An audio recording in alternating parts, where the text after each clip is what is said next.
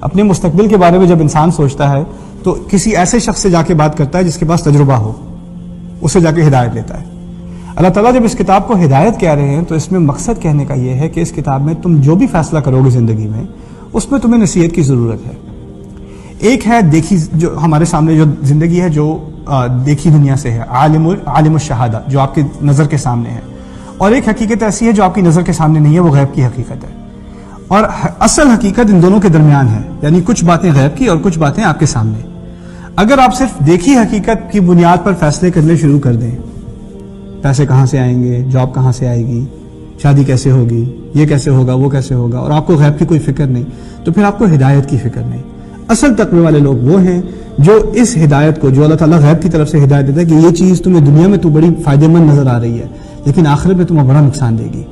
دیکھیے میں اس کے بارے میں ایک آپ کو چھوٹی سی کہانی بتا دوں۔ میں جب نیو یارک میں رہتا تھا تو ایک صاحب سے میری ملاقات ہوئی، کچھ مجھ سے 3-4 سال بڑے ہوں گے وہ، تو وہ آئس کریم ٹرک چلاتے تھے، پاکستان سے تعلق، لاہور سے تھے، وہ آئس کریم ٹرک چلاتے تھے، کافی اچھے ٹھیک ٹھاک سیلز بن جاتے تھے ان کی مسجد کے باہر، کیونکہ سمر میں سارے بچے باہر جا کے سنڈے اسکول کے بعد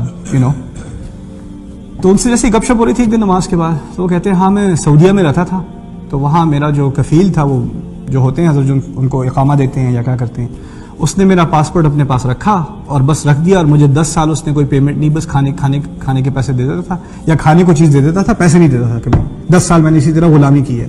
پھر ایک دن میں نے پتہ نہیں کیسے، پوچھو مت، میں نے پتہ نہیں کس طریقے سے اپنا پاسپورٹ اس سے چرا لیا اور پھر میں بھاگ کے نکل آیا، پھر میں امریکہ آیا ہوں۔ اللہ تعالیٰ کا بڑا کرم ہے، میں امریکہ پہنچ گیا ہوں۔ میں نے بڑی غلامی کی ہے، بڑا ظلم، بڑے ظلم ڈھائے میرے اوپر اس نے۔ اب اللہ تعالیٰ کا شکر ہے میں ٹرک چلاتا ہوں، اس سے ساری سیل کیش کی ہوتی ہے، اور جب ٹیکس دینے کا ٹائم آتا ہے تو میں تو کہتا ہوں کہ میری اب آمدنی ماشاءاللہ 1 لاکھ کے قریب ہو جاتی ہے، میں کہتا ہوں میری 15,000 آمدنی ہے، تو گورنمنٹ کی طرف سے بھی چیک آتا ہے اوپر سے۔ اللہ تعالیٰ کا بڑا شکر ہے، بہت مہربان ہے اللہ تعالیٰ۔ اب دیکھو مسجد بھی آ رہا ہے، نماز بھی پڑھ رہا ہے، ٹھیک ہے نا، وہ بچوں کو بھی سنڈے اسکول بھیج رہا ہے، اس کو دین کا کچھ کانسیپٹ تو ہے اس کے دماغ میں کہ دین کی کچھ اہمیت ہے، لیکن دین کی اہمیت اس کے یہاں کیا ہے؟ ہدایت کس چیز کی چاہیے اسے؟ نماز کی چاہیے، وہ قرآن خوانی پہ چلے جاؤ کہیں، ٹھیک ہے نا، کون سی یہ میری بیوی کا بچہ ہونے والا ہے، کون سی دعا پڑھوں، کون سی پھونکے ماروں، بس یہ پتا ہے اسے۔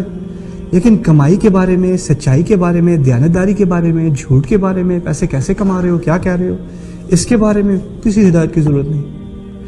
جب تک کہ دنیا تمہارے پاس آ رہی ہے اور پیسہ آ رہا ہے، اس کا مطلب ہے خدا خوش ہوگا تم سے، اور کیا؟ اگر خدا ناراض ہوتا تو تم فقیر ہوتے۔ یہ بات تمہیں کس نے سکھا دی کہ اگر پیسے تمہارے پاس ہیں تو اللہ تم سے خوش ہے، اور اگر پیسے نہیں ہیں تو اللہ خوش نہیں ہے؟ یہ تمہیں کس نے سکھایا؟ ابراہیم علیہ السلام کو اپنے گھر سے نکال دیا گیا، جسے آپ انگلش میں ہوم لیس آدمی کہتے ہیں۔ دنیا کی سب سے کامیاب ترین شخصیت، گھر تک نام کی چیز نہیں۔ رسول صلی اللہ علیہ وسلم نے غار میں وقت نہیں گزارا، پتھر پیٹ پہ نہیں باندھے۔ کوئی انسان کسی کو دیکھے غار میں رہ رہا ہو، کھانے کو کچھ نہ ہو پتوں کے علاوہ، اسے کامیاب کہے گا کوئی؟ نہیں۔ لیکن قرآن نے کن چیزوں کو کامیابی بتایا ہے، کن چیزوں کو ناکامی بتایا ہے، ہمیں اس کا کوئی احساس نہیں ہے۔ یہ ہے ہدایت، یعنی اپنی سوچ بدلنا۔ اصل چیز ہدایت میں کیا ہے؟ اپنی سوچ بدلنا۔ ہمارے ہاں یا تو سارا زور ہے عبادت پر سوچے بغیر، عبادت پر سوچے بغیر، یا سارا کا سارا زور ہے علم پر سوچے بغیر۔ دونوں چیزیں سوچے بغیر، یعنی آپ معلومات بہت ہیں آپ کے پاس، سوچا کبھی نہیں ہے بیٹھ کے۔ دین کے اصل مطالبوں میں سے کیا ہے؟ سوچنا۔ ہدایت کا اصل مقصد کیا ہے؟ سوچنا۔ اِنَّا أَنزَلْنَاهُ قُرْآنًا عَرَبِيًّا لَعَلَّكُمْ تَعْقِلُونَ۔ ہم نے تمہیں عربی قرآن اس لیے دیا تاکہ تم سوچ سکو، اس کے بارے میں سوچو، اپنی عقل استعمال کرو۔ یہ قرآن کے مقاصد میں سے ہے۔